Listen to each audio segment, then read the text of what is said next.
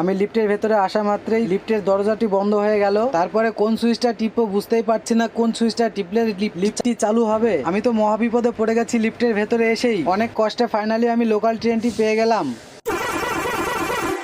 Hello guys, road king ভাই চ্যানেলে আপনাদের স্বাগত।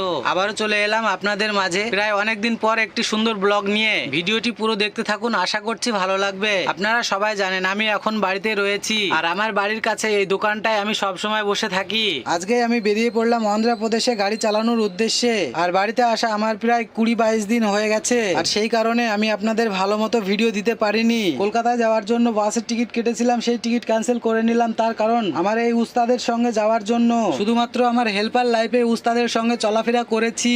আজ প্রায় অনেকদিন পর উস্তাদের সঙ্গে কোথাও যাওয়ার সুযোগ পেয়েছি। সারা রাত্রি উস্তাদের গাড়িতে ঘুমিয়ে আসার পর সকালবেলায় উস্তাদকে রেখে চলে আসি আমি আমার ট্রেন ধরার উদ্দেশ্যে। আমার উস্তাদ বৈদ্যপাটি পাট মিল পর্যন্ত এসেছিল, সেখান থেকে আমি টোটো ধরে স্টেশনে যাওয়ার জন্য বেরিয়ে এসেছিলাম। আর সেখানেই টিকিট কেটে নিলাম শিয়ালদায় যাওয়ার উদ্দেশ্যে। কিন্তু বৈদ্যপাটি থেকে কোনো রকম শিয়ালদার ট্রেন পেলাম না, সেই কারণে আমি বৈদ্যপাটি থেকে বালি পর্যন্ত চলে যাব, আর বালি থেকেই শিয়ালদার ট্রেন ধরে নেব। ট্রেন টিকিট কমপ্লিট করে নিয়ে আমি চলে এসেছি। এখন প্ল্যাটফর্মে ট্রেন ধরার অপেক্ষায় রয়েছি।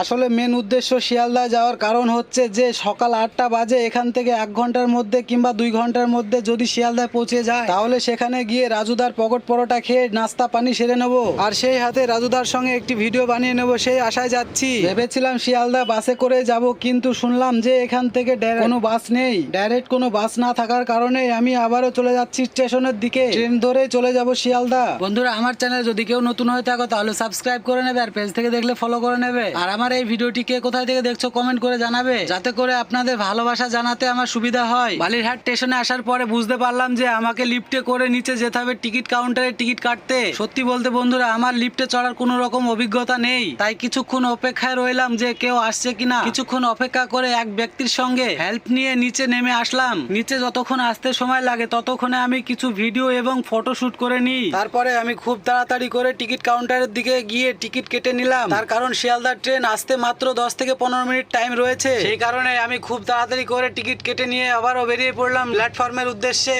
তারপরে লিফটের কাছে আসার পরে আমার সঙ্গে ঘটে যায় একটি হাস্যকর ঘটনা। লেবে আসার সময় তো একজনের হেল্প নিয়ে এসেছিলাম, কিন্তু এখন কেউ নেই, সেই কারণে নিচের দিকে একটি সুইচ টিপে যাচ্ছি। অনেকবার সুইচটি টেপার পরে কোনো কাজ না হলে কিছুক্ষণ পরে বুঝতে পারলাম এটা কোনো সুইচই না, কারণ এটা একটি লাইট। অটোমেটিক লাইটটি জ্বলে উঠলে বুঝতে পারি যে কেউ নিশ্চয়ই নিচের দিকে আসছেন, যেহেতু নিচের দিকে সিগন্যালটা দিয়ে লাইটটা জ্বলে উঠেছে। কিন্তু না, নিচের দিকে একটি সুইচ টিপেছিলাম, সেই কারণেই লিফটটি নিচে নেমে এসেছে।